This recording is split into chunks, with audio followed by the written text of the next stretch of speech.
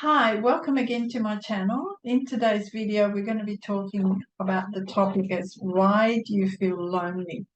And the short answer is that the reason you feel lonely can be a lot of different current life situations, but primarily the current life situations could be something along the lines of you feeling disconnected, you live on your own, you feel estrangement from your family, you lack deep connective relationships.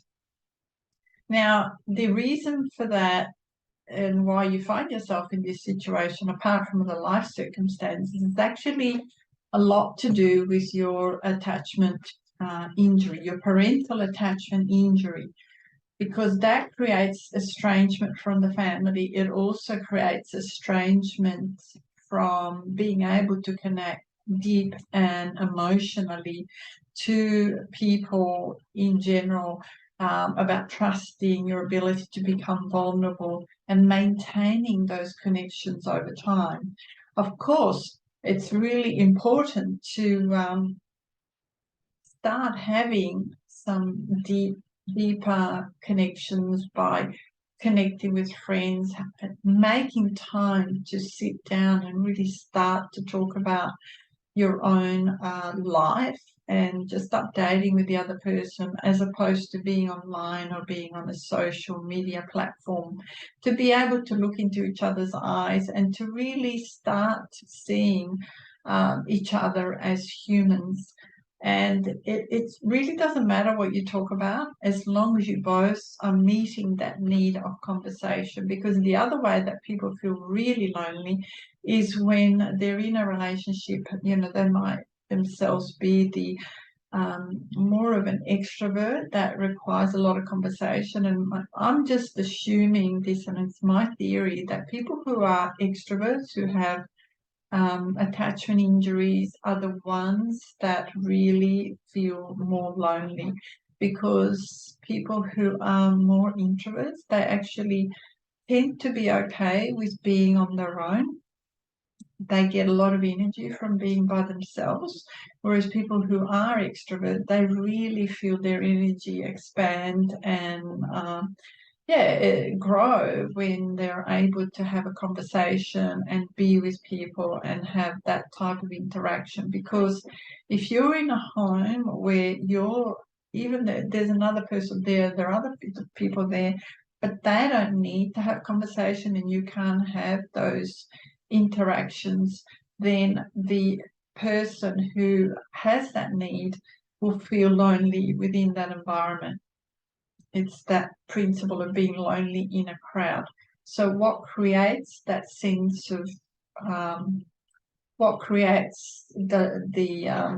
connection is having those conversations, being with people who are interacting with you and responding and having a back and forth conversation and feeling a sense of belonging, because loneliness is also a lack of belonging, and belonging can only happen when you feel welcome by one person or more than one person, where you have found your tribe, where you have meals together, and this can be a partner.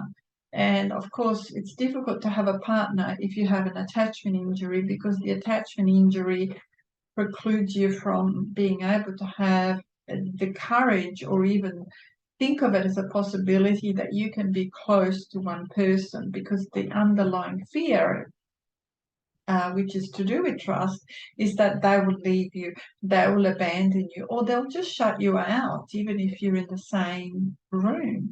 So that actually stops a lot of people from going out and dating and looking for someone and creating long-term relationships. That can also apply to friendships, where you just don't have the courage to get too close to people, and it's always on the surface level. You have those fair weather friends where it's like you go out to the movies or you go out for dinner or you have some sort of activity together, but it's always on the surface level. And the principle of belonging is that yes, you're going to have acquaintances, and yes, you're going to have people that may be work colleagues, or you might have people that you have activities that you do with that you're interested in.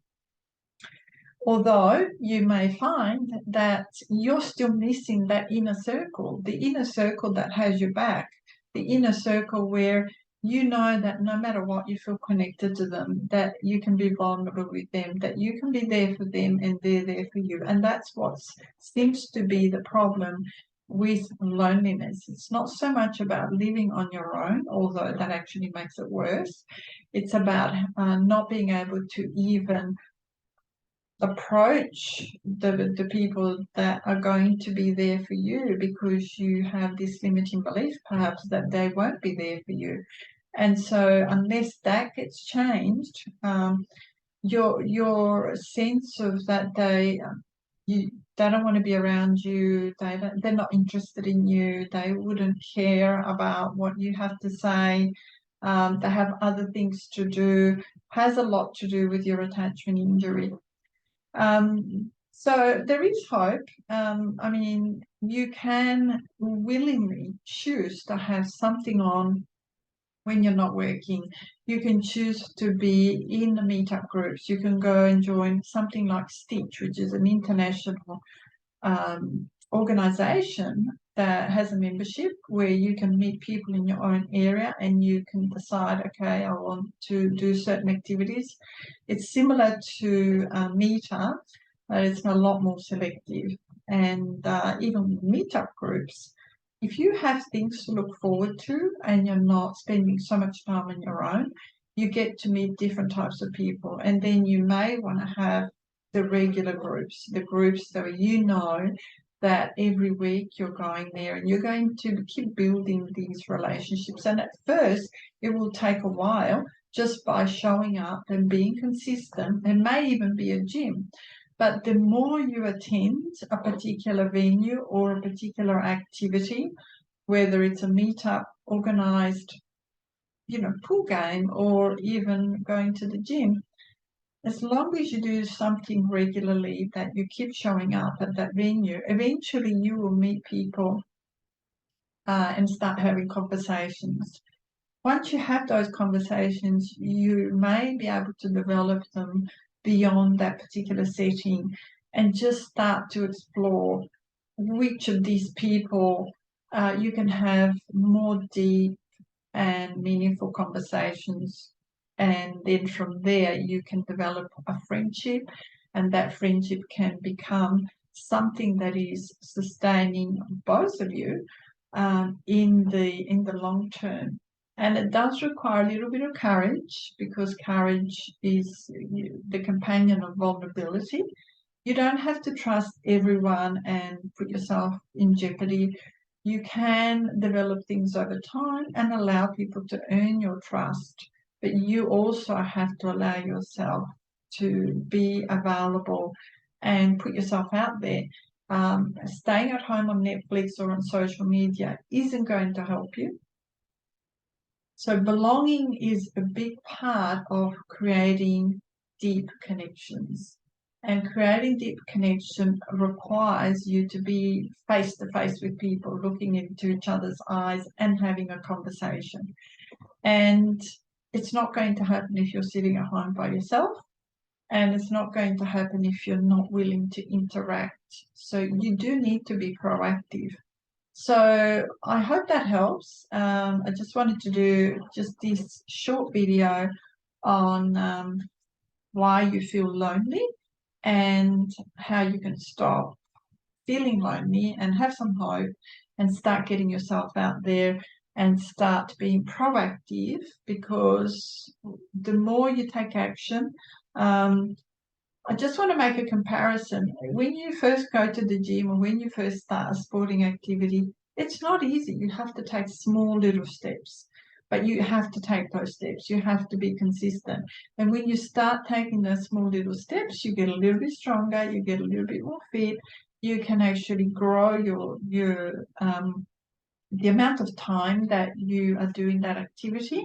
And then once you get better and stronger, you start to develop the confidence and you feel that you actually look forward to it.